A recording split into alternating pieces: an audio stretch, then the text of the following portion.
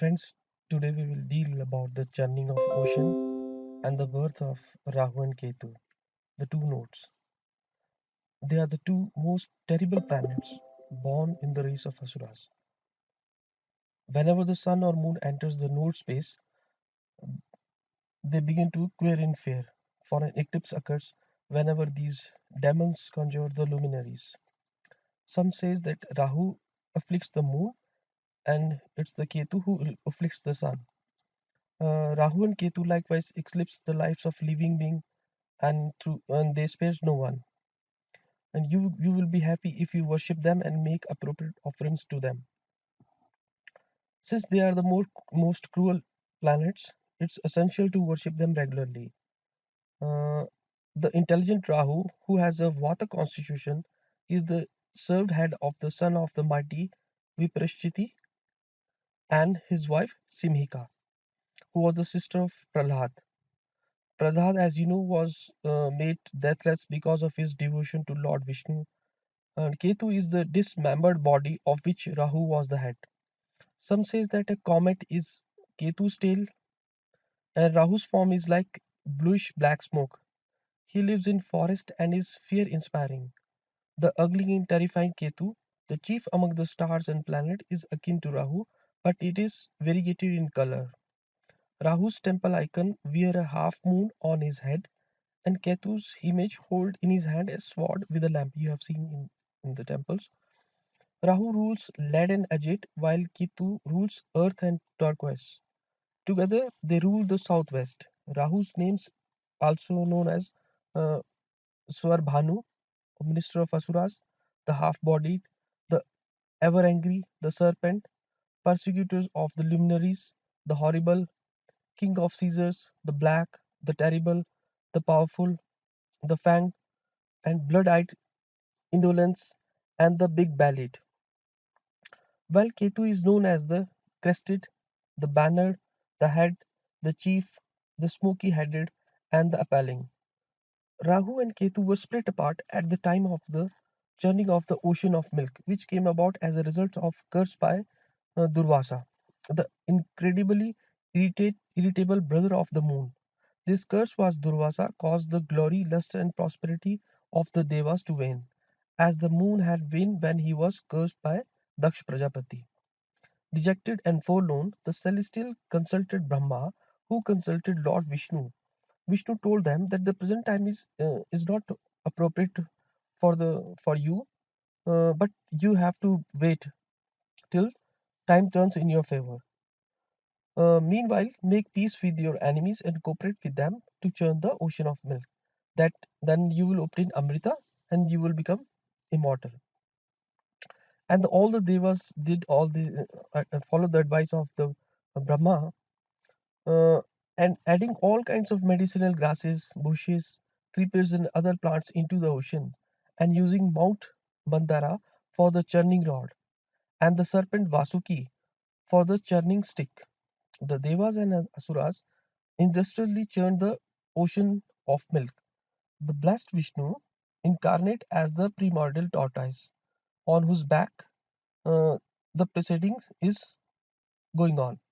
The high and low tides that we find in the ocean today derives from the surge of the divine turtle's breath that escaped as he was being lulled to sleep by the scratching of the gigantic Mount Mandra's rocky bottom on his back during the churning. Lord Vishnu also assisted the process by making Vasuki resistant to pain and by entering the hearts of both Devas and Asuras to embolden them. In the words of Srimad Bhagavad Gita, which says, with the furious abandon of drunkards, they churned the ocean with all their might and main, causing wild consternation among the aquatic creatures. The egoistic asuras, proud of their knowledge and glory, had insisting on holding Vasuki's head, and Vishnu had advised the devas to, to follow their words. The devas therefore smugly clung to Vasuki's tail as they churned and watched the asuras being blasted by the fiery poison that the distressed snake exhaled. The first substance to emerge from the ocean of milk during the churning was the notorious halahal poison, which seemed ready to destroy the universe. It was sent everyone scrambling for Lord Shiva, who drank who drank but did not swallow it. He kept it in his throat, which is turned blue.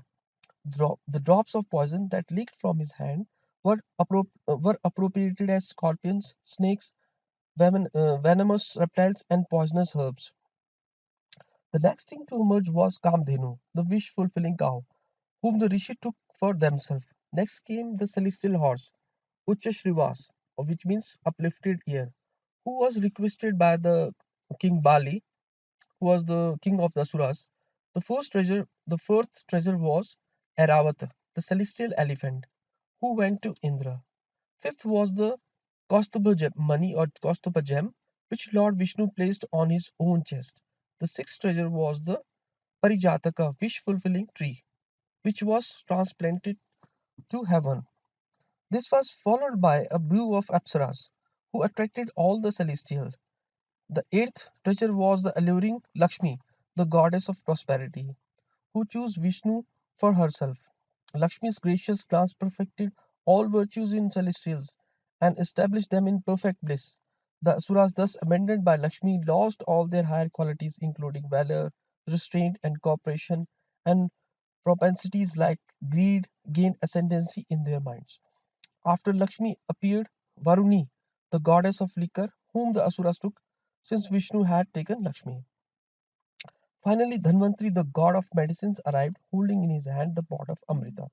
The Asuras snatched it and would have devoured it had not Mohini, the enchantress, arrived on the scene. When Mohini displayed to all the most beautiful female form ever seen in the universe, the Asuras were overwhelmed with lust for her. Little did they suspect that she was Lord Vishnu in disguise. She agreed to divide the Amrita between the gods and Asura only if they would all abide by her actions, irrespective of whether those actions seemed right or wrong.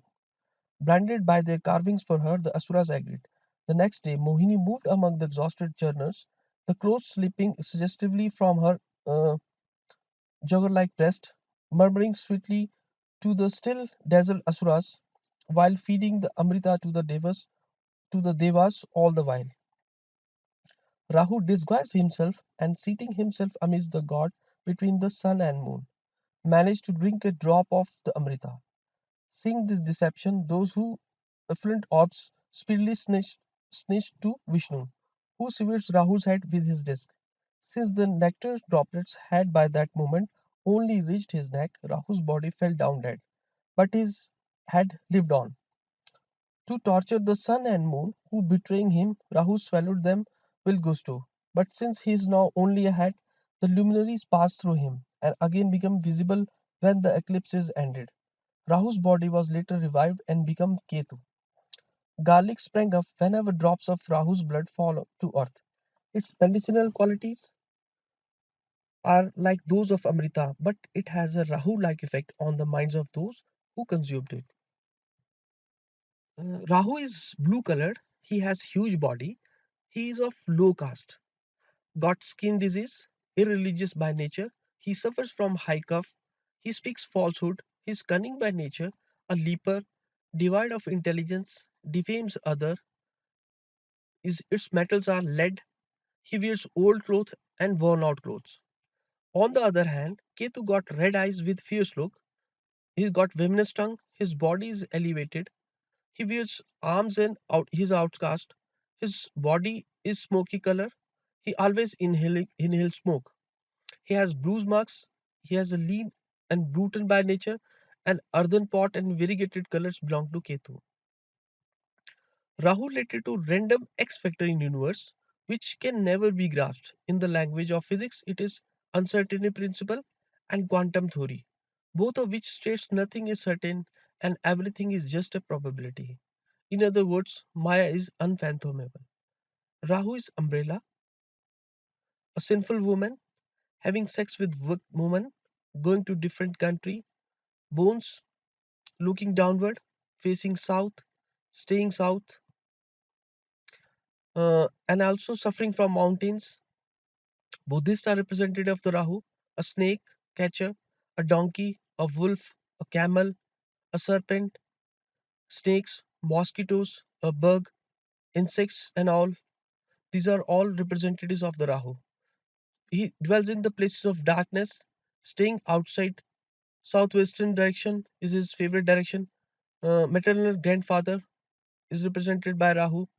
Air, duodenal pains, worship of one Durga, writing Urdu or Persian language is represented by Rahu. He speaks harsh language. Ketu is worship of Chandi or Ganesha. That's why Ketu is called the Moksha planet. Dogs, cocks, vultures are his representatives. It's also planet of final salvation or moksha prapti. Flag. That's why flag is also a symbol of the Ketu. Consumption is a disease caused by the Ketu, and bathing in the Ganga, very prominent quality. When your Ketu is operating in your chart, there is a tendency that you will bath in the Ganga or any sacred river. Is a representative of the great penance. Is a winding complaints are seen from Ketu. It causes instability in mind, uh, and people have friendship with hunter when Ketu is operating. The person had a knowledge of animals or zoology who have prominent Ketu in their chart. They also know Vedanta. It's sparing in eating. He eats very less. Renunciation is again property of the Ketu. Horned animals are seen from Ketu. Servants of Shiva are also seen from Ketu. These are the properties of the Rahu and Ketu in planetary positions.